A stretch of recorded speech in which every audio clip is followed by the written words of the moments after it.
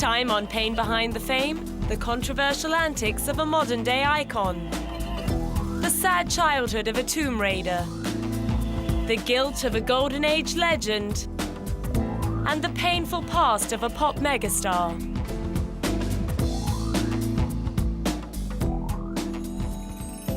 Elizabeth Hurley is certainly not lacking in personal assets and attributes. After turning up to the 1994 premiere of Four Weddings and a Funeral in that dress, on the arm of Hugh Grant, she snared a deal with cosmetics giant Estee Lauder to become the brand's spokesmodel, launching their best-selling scent, Pleasures. In 2007, the partnership was still going strong, with Liz agreeing to yet another contract extension. Having played muse to Gianni Versace until his untimely death in 1997, she still provides inspiration to Versace's sister and successor, Donatella. As well as starring in a few films in the 90s, she also set up a production company with Hugh Grant called Simeon Films, which lasted well beyond the end of their relationship. However, it hasn't all been hearts and roses for the beauty from Basingstoke. One of the biggest blots on the landscape during her years with Hugh came in 1995, when Hugh was hauled out of a car by police in LA for receiving oral sex from a prostitute called Divine Brown. Liz was forced to ride out her embarrassment at the end of a telephoto lens, with the paparazzi following her every move. Still, she stood by him until May 2000. In 2001, she was left red-faced again when her commitment-phobic ex-lover Steve Bing disputed her claims that their relationship had been monogamous and questioned the paternity of her unborn child. She was vindicated when a paternity test proved her son to be his. In 2006, it seemed that Liz's relationship hiccups were behind her when it was announced that she was getting hitched to Indian businessman Arun Nair. Unfortunately, however, the £2 million nuptials that began in England before moving on to Mumbai in India didn't quite go off as planned. Not only did Liz upset the Hindu locals by exposing too much flesh and failing to take off her stilettos, trouble erupted when the groom's father Vinod took offence at an alleged snub and had to be ejected from the festivities. Vinod subsequently set about stirring up more controversy in the press and publicly disowned his son and new daughter-in-law. Having experienced her fair share of public embarrassment, Liz took it all in her stride.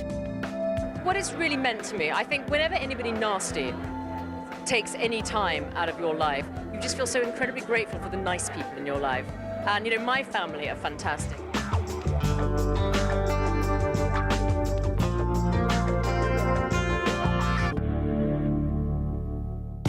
For a good stretch of the late 1980s and early 1990s, Demi Moore was one of Hollywood's most bankable and popular female stars.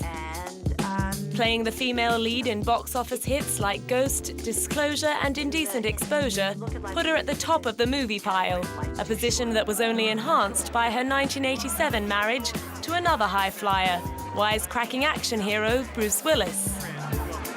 During their 13-year marriage, they had 3 daughters, and despite divorcing in 2000, continued to be good friends. In fact, it seems to be a constant source of annoyance to the gossip mongers and celebrity hounds that Bruce even gets on well with his successor, Demi's third husband, Ashton Kutcher. But if Demi has managed to create a stable home life for herself, it is all the more impressive when the facts of her childhood are taken into account. Demi's birth father left her mother Virginia before she was even born. Virginia then married Danny Gymes. He committed suicide in 1980 when Demi was 18, but not before descending into alcoholism along with Virginia. Demi's childhood was one long round of moving house, witnessing her parents physically abuse each other, and personal ill health. Demi dropped out of school early, and by the age of 18 found herself married for the first time to songwriter Freddie Moore. Hollywood stardom followed via her inclusion in the so-called Brat Pack and films like St. Elmo's Fire and About Last Night. But her troubles with Virginia weren't over yet. In the early 80s, Demi matched her mother drink for drink until they both wound up checking into a drug and alcohol recovery program. Demi got clean, but her mother went on to cause her multiple embarrassments, including posing for porno mags. Virginia eventually died of a brain tumor in 1998 at the age of 54.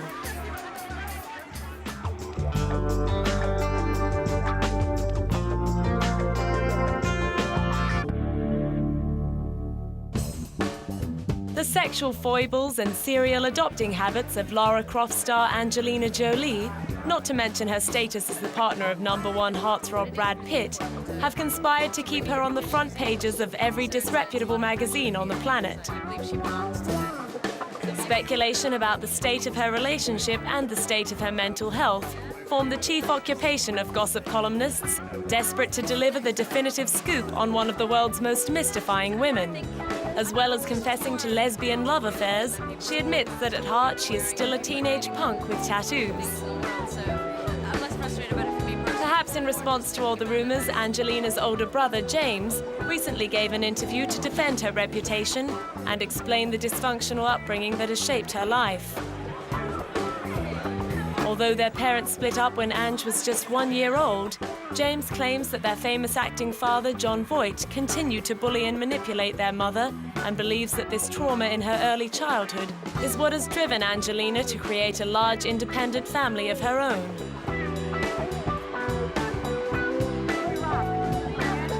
Although Angelina did try and work out her relationship with Jon, who played her father in 2001's Tomb Raider, the tenuous link was broken when Jon publicly commented that Angelina had serious emotional problems.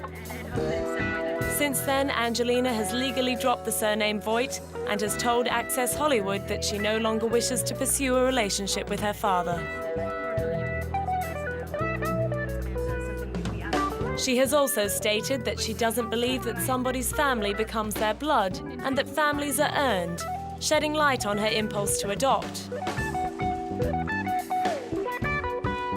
Already emotionally vulnerable, she was devastated by the death of her mother from cancer in January 2007, at the age of just 57.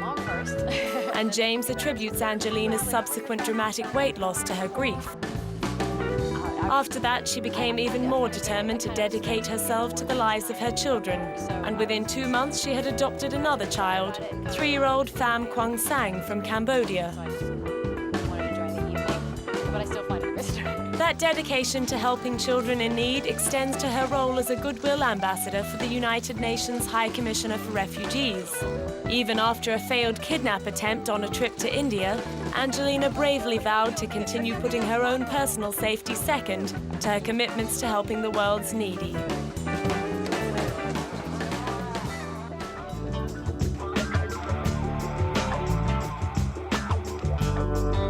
Coming up, George Michael.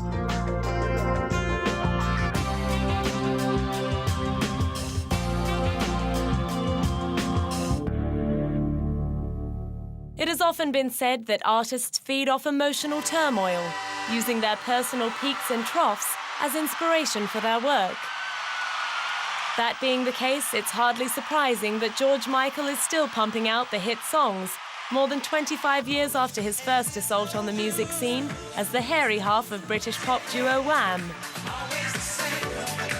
Over the past 2 decades, the London-born singer-songwriter has collected more than enough heartache, tragedy and scandal to fill a few more albums yet, that won't have any problems finding an audience.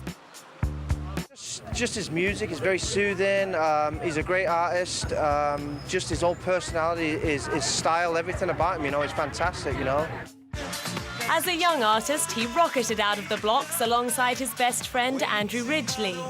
Wham's first album, Fantastic, went to #1 in the UK in 1983, spawning the hits Wham Rap, Young Guns and Club Tropicana. Their second album, Make It Big, lived up to its name, turning them into international superstars, just in time for George to start going his own way as a solo artist. All went swimmingly for the first few years. His debut solo album, Faith, spent 51 weeks in the Billboard 100 Top 10 after its 1987 release, and George embarked on a massive sellout world tour.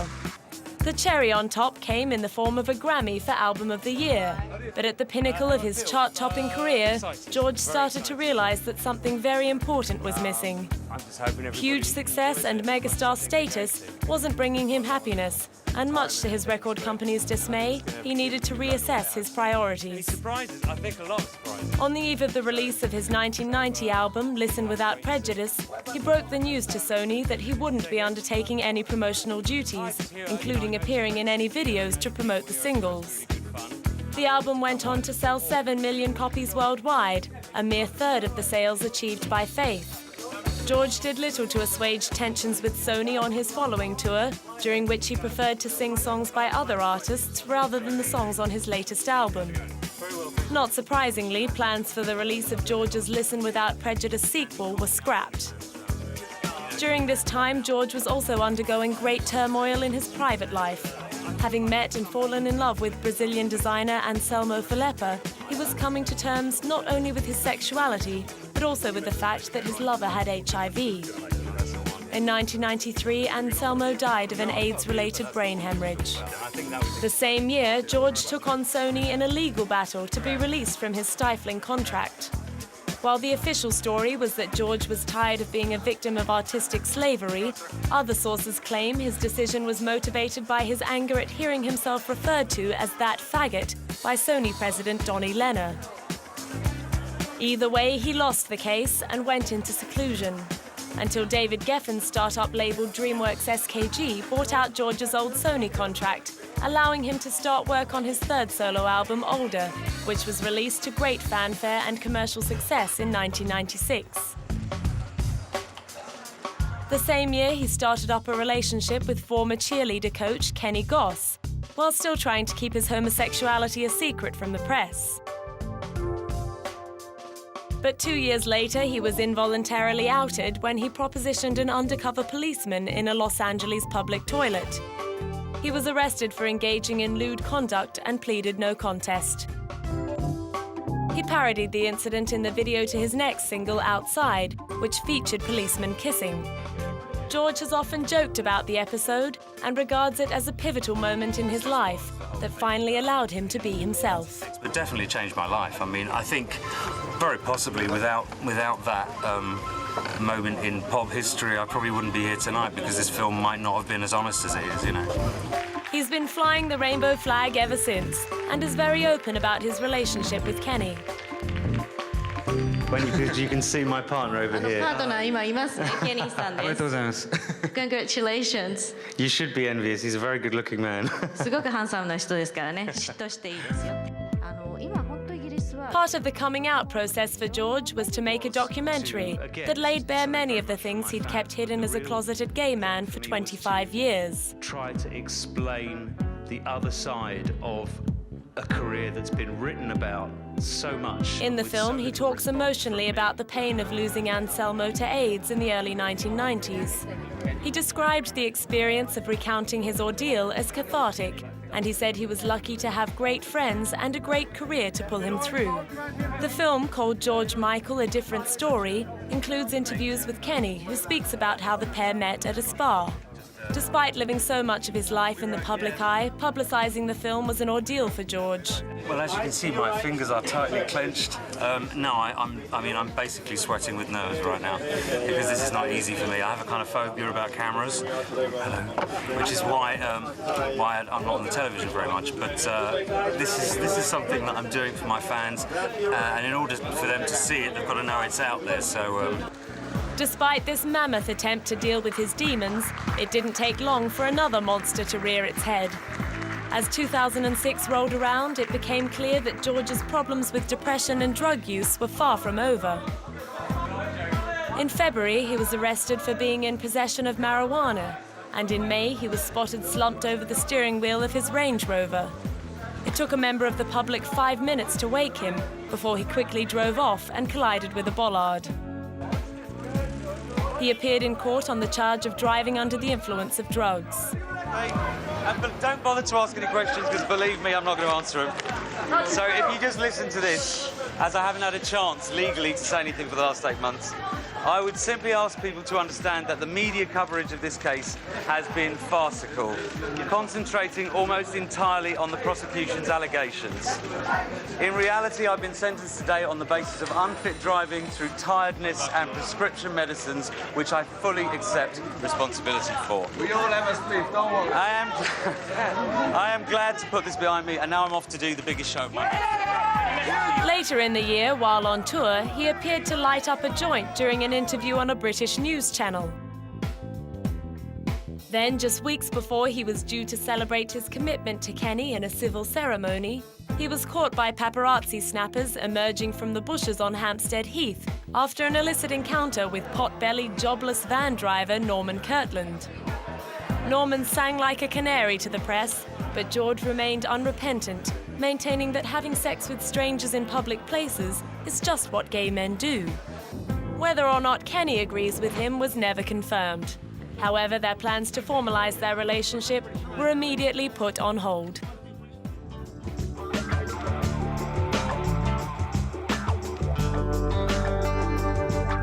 Coming up, Buster Keaton.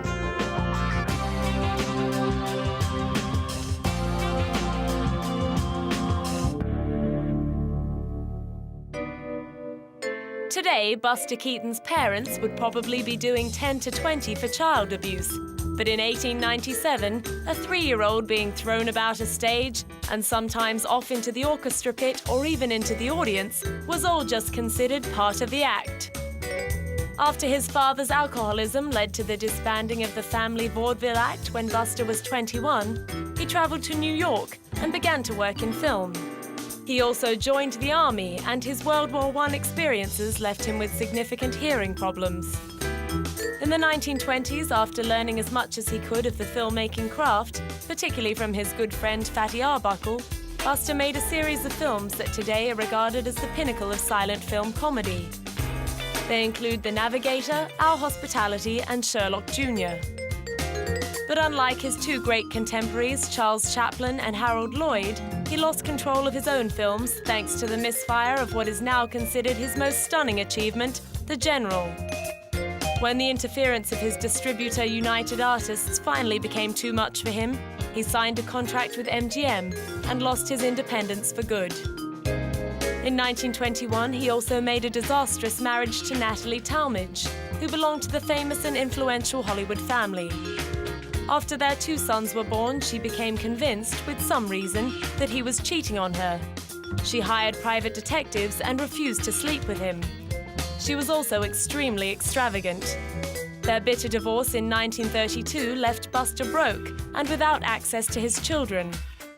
Unhappy in his personal life and unable to make films the way he wanted, he became a serious alcoholic and spent time in an institution. A second marriage, entered into during an alcoholic binge, also failed and cost him another fortune. But in 1940, he married the much younger Eleanor Norris, who helped him sober up. And in the late 50s and 60s, he found work again, appearing in films like Sunset Boulevard and A Funny Thing Happened on the Way to the Forum. And he refused to indulge in self-pity, saying the bad years were so few that only a dyed-in-the-wool grouch who enjoys feeling sorry for himself would complain. He died of lung cancer in 1966, having never been told that he was terminally ill. Eleanor was with him to the very end.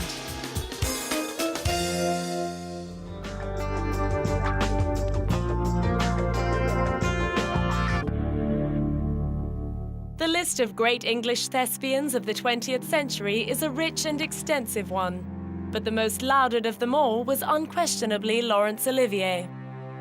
Larry's long list of accomplishments includes 4 Oscars, a further 11 nominations, at least 3 Emmys, a BAFTA and a Golden Globe. He was one of the founders of Britain's National Theatre and its inaugural artistic director from 1963 to 1973. In 1947, at the age of 40, he was knighted and became a life peer in 1970. Baron Olivier of Brighton was the first actor to receive such an honour, though he refused to be addressed as anything but Larry. When he died in 1989, his ashes were interred in Poets' Corner in Westminster Abbey. And yet the glorious career of the man who made signature roles of so many of the great Shakespearean parts like Richard III and Henry V, and triumphed in everything from Greek tragedy to contemporary British drama, also had a private life that was often tumultuous and heartbreaking. The most difficult part of his life was undoubtedly his second marriage to Vivien Leigh. The glamorous couple met in 1936 and married after obtaining divorces from their respective spouses in 1940. But Vivien's health problems caused them both tremendous grief. Larry nursed her through tuberculosis, but her bipolar disorder was much more difficult for him to cope with, and as she struggled to hide her sudden and violent outbursts from the world, he often faced the full brunt of them alone. They finally divorced in 1960, and Larry married Joan Plowright, but suffered from guilt afterwards. Many believe that it was to distract himself from this and to lessen the dread of leaving his family financially bereft that led to his indiscriminate acceptance of roles later in his career. There have also long been rumors about Larry's bisexuality, with stories of a long affair with Danny Kaye. David Niven's account of seeing him kissing Marlon Brando in a pool has also made headlines in recent years. The last word should go to his eminently sensible widow, Joan, who confirmed the relationship with Kaye and also said, "If a man is touched by genius, he is not an ordinary person. He doesn't lead an ordinary life. You continue your own work and your absorption in the family, and those other things finally don't matter."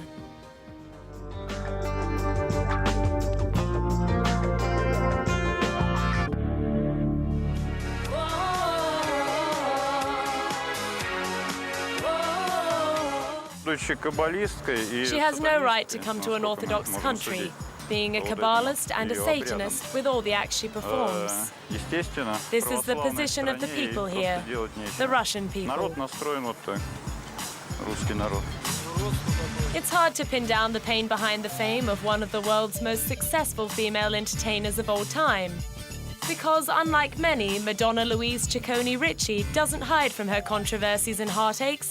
She positively embraces them and uses them in her art. Madonna was just 5 years old when she suffered the death of her mother. Many believe that her subsequent strength and leadership qualities stem from growing up quickly and taking over the maternal role to her 5 siblings. But she has also confronted her pain publicly. She directly addressed the loss of her mother and her difficult relationship with her father in the song she wrote for her 1989 album, Like a Prayer. It became one of her best-selling and most critically acclaimed records. She clearly has issues with religion and is continually the cause of controversy, particularly regarding her relationship with the Catholic Church. But again, she uses these issues as material. She even welcomes the fuss. Oh, absolutely. And all those things were correct. My entire show is a publicity stunt, let's face it. I'm putting on a show to sell my record, to make my points, and I knew it would be provocative. I had a crucifix that was covered in mirror. Ever the pragmatist, she even shrugs off the lingering perception that as a movie actress, she makes a great pop singer. Certainly, she's been in more than her fair share of stinkers, Shanghai Surprise, and Swept Away amongst them. I'm different. A lot's happened. But the one controversy that has seemed to touch her in recent years was the negative backlash to her adoption of the Malawi orphan David Banda in 2006, with her even appearing on the Oprah Winfrey Show to defend her actions. Perhaps the Material Girl just hasn't got round to writing a song about it yet.